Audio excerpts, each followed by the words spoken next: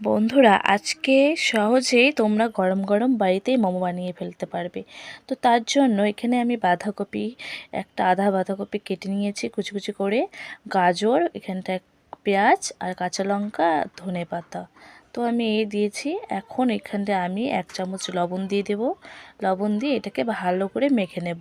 তোমরা এখানে আরও অনেক কিছু দিতে পারো, তো আমি এটাই দিচ্ছি। তো এটা লবণটা দিয়ে, তো এটাকে আমি এখন ভালো করে মেখে নেব। তো মাখানোর পরে বাঁধাকপির থেকে জল বের হবে।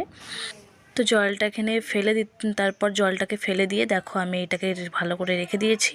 তারপর একটা কড়াইতে আমি কিছুটা সাদা তেল দিয়েছি, দিয়ে আমি এটাকে এখন হালকা একটু ভেজে নেব।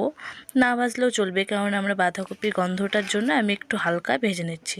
তো ভেজে নামিয়ে নিয়েছি পুরটাকে। এখন আমি এখানটা একটু ময়দা নিয়েছি, আর কিছুটা সাদা তেল, আর 1 চামচ লবণ দিয়ে এটাকে হালকা করে এখন একটু হাত দিয়ে মেখে নেব, তাহলে এটাকে মিশে যাবে। তারপর হালকা করে অল্প অল্প জল দিয়ে দিয়ে এটাকে এখন আটার মতো করে ভালো করে মেখে নেব।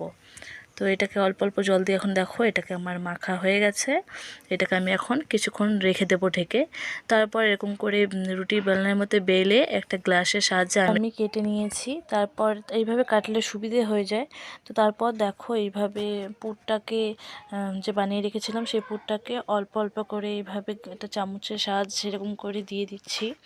তারপর এখানটা একটু হালকা হালকা সাইড দিয়ে একটু জল দিয়ে দেব, তাহলে সহজে এটা মানে বানালে সুন্দর এটা লেগে যাবে।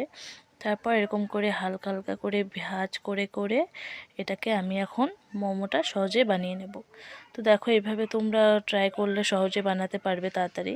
তো দেখো আমার সহজ কি সুন্দর হয়ে গেল মোমোটা। তো দেখো এই সাইডে আমি আরও অনেকগুলো মোমো বানিয়ে রেখেছি।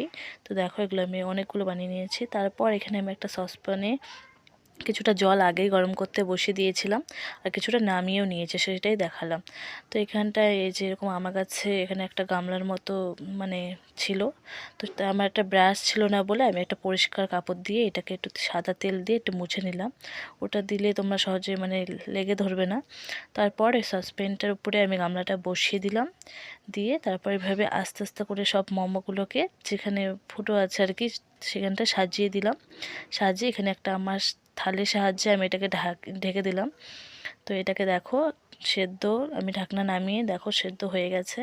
তো দেখো মোমোগুলো দেখতে কেমন হয়েছে। আমার তো বানিয়েছিলাম, দারুণ হয়েছিল খেতে। এখানটায় আমি ধনেপাতার চাটনিও বানিয়ে নিয়েছি আমি। তো তোমাদের এটা কেমন লাগলো? ভালো লাগলে লাইক শেয়ার কমেন্ট কর, আর যদি আমার চ্যানেলে কেউ নতুন হয়ে থাকো সাবস্ক্রাইব